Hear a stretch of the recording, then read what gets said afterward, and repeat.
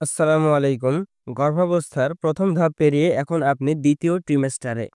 এ সময়কে বলা হয় গোল্ডেন পিরিয়ড। মা ও শিশুর দুজনের মধ্যেই এটি একটি গুরুত্বপূর্ণ ও তুলনামূলক স্বস্তিকর সময়। আসুন জেনে নেই কিভাবে এই সময়টা হবে আরও নিরাপদ ও স্বাস্থ্যসম্মত।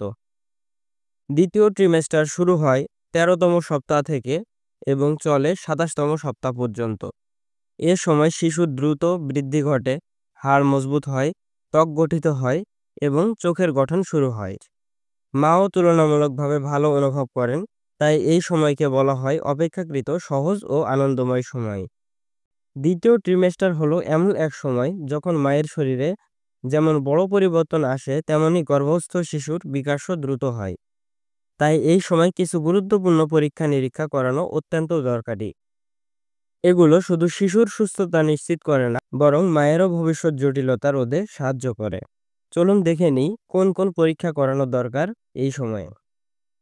১. Routine blood test. রক্তে হিমোগ্লোবিনের মাত্রা ঠিক আছে কিনা বা রক্তশূন্যতা আছে কিনা তা জানতে। ইনফেকশন বা অন্য কোনো রোগের পূর্বাভাস জানতে ব্লাড গ্রুপ ও আরএইচ ফ্যাক্টর নির্ধারণ। যদি আরএইচ নেগেটিভ হয় তাহলে বিশেষ যত্নের প্রয়োজন। যদি হিমোগ্লোবিন ১১ এর নিচে থাকে তাহলে চিকিৎসকের পরামর্শে আয়রন সাপ্লিমেন্ট নিতে হবে। ২. Blood sugar test. মায়ের শরীরে গর্ভকালীন ডায়াবেটিস আছে কিনা তা নির্ধারণ করার জন্য। সাধারণত ২৪ থেকে ২৮ সপ্তাহের মধ্যেই এটি করানো হয়। ৩. Urine test. ইউরিনে ইনফেকশন, ইউটিআই, প্রোটিন, সুগার বা অন্যান্য অস্বাভাবিকতা আছে কিনা তা চিহ্নিত করার জন্য করা হয়। মনে রাখবেন, গর্ভাবস্থায় ইউটিআই প্রিম্যাচিউর লেবার ও জটিলতার কারণ হতে পারে। ৪. অ্যানোমালি স্ক্যান লেভেল 2 বা টার্গেটেড আল্ট্রাসাউন্ড। এর মাধ্যমে শিশুর শারীরিক গঠন ঠিকমতো হচ্ছে কিনা, কোনো জন্মগত ত্রুটি আছে কিনা তা নির্ধারণ করা হয় এবং গর্ভফুল ও জরায়ুর অবস্থান ইত্যাদি দেখা হয়। এটি মূলত ১৮ থেকে ২২ সপ্তাহে করানো হয়। এটি অত্যন্ত গুরুত্বপূর্ণ স্ক্যান, এটিকে মরফোলজি স্ক্যানও বলা হয়। ৫. ট্রিপল মার্কার টেস্ট জিনগত সমস্যা চিহ্নিত করার জন্য। এই টেস্টের মাধ্যমে ডাউন সিনড্রোম বা অন্যান্য জন্মগত জেনেটিক ডিসঅর্ডার আছে কিনা তা আগে থেকেই বোঝা যায়। এটি মূলত ১৫ থেকে ২০ সপ্তাহের মধ্যেই করানো হয়, বিশেষ করে যদি পূর্ববর্তী সন্তান বা পরিবারের মধ্যে জেনেটিক সমস্যা থেকে থাকে। ৬. ব্লাড প্রেশার মনিটরিং বা রক্তচাপ মাপা। এটির মাধ্যমে প্রি অ্যাক্লেমশিয়া বা গর্ভকালীন উচ্চ রক্তচাপ আছে কিনা তা নির্ধারণ করা যায় ও এটি নিয়ন্ত্রণ করা যায়। ডাক্তারের সঙ্গে প্রতি ভিজিটেই রক্তচাপ মাপা উচিত। মাথা ঘোরা, চোখে ঝাপসা দেখা, হাত পা ফোলা এসব লক্ষণ দেখা গেলে দ্রুত ডাক্তার দেখান। ৭. টিএফটি বা থাইরয়েড ফাংশন টেস্ট। এটির মাধ্যমে থাইরয়েড হরমোন ভারসাম্য যাচাই করা হয়, যেটি গর্ভের শিশুর মস্তিষ্ক বিকাশে গুরুত্বপূর্ণ। এটি বিশেষভাবে দরকারি যদি মা আগে থেকেই হাইপো বা হাইপার থাইরয়েডে ভুগে থাকেন। ৮. অ্যান্টি ডি ইনজেকশন যদি আরএইচ নেগেটিভ হন। মা যদি আরএইচ নেগেটিভ এবং বাবা আরএইচ পজিটিভ হলে শিশুর প্রতি অ্যান্টিবডি গঠন রোধে ২৮ সপ্তাহে এই ইনজেকশন দরকার হয়। এই পরীক্ষাগুলো নিয়মিত করালে মায়ের স্বাস্থ্যর পাশাপাশি গর্ভস্থ শিশুর সুরক্ষা নিশ্চিত হয়। তাই কোনো লক্ষণ বা সমস্যা না থাকলেও নির্ধারিত সময়ে এই পরীক্ষাগুলো অবশ্যই করিয়ে নিন। ডাক্তার যা পরামর্শ দেন তা গুরুত্ব সহকারে অনুসরণ করুন। এবার আমরা আলোচনা করব এ সময় কি কি পুষ্টিকর খাবার খাবেন এবং কি এড়িয়ে চলবেন। ১. এ সময় কি কি খাবেন? ফলমূল ও শাকসবজি। প্রতিদিনের খাবারে কমপক্ষে ৫টি রঙিন সবজি ও ফলের অংশ রাখুন। এতে ভিটামিন, মিনারেল এবং অ্যান্টিঅক্সিডেন্ট পাওয়া যায়। বিশেষ করে কলা, আপেল, পেয়ারা, গাজর, লাল শাক, লাউ ও কুমড়ো। প্রোটিন সমৃদ্ধ খাবার খান, এটি শিশুর দেহ গঠনে অত্যন্ত দরকারি। প্রোটিন সমৃদ্ধ খাবারের মধ্যে উপযুক্ত উৎসগুলোর মধ্যে অন্যতম হচ্ছে ডিম, দুধ, মুরগি, মাছ, মসুর ডাল, ছোলা ও বাদাম। এ সময় আয়রন ও ফলিক অ্যাসিড যুক্ত খাবার খান। আয়রন রক্তশূন্যতা দূর করতে অত্যন্ত দরকারি এবং ফলিক অ্যাসিড শিশুর মস্তিষ্ক ও স্নায়ু গঠনে সহায়ক।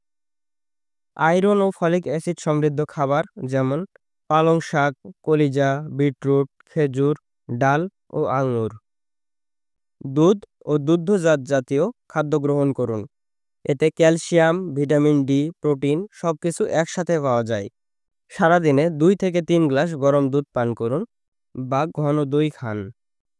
মনে রাখবেন, পূর্ণ শস্য যেমন লাল চাল, ওটস, লাল আটার রুটি এগুলো শক্তি দেয় এবং কোষ্ঠকাঠিন্য রোধে অত্যন্ত কার্যকর।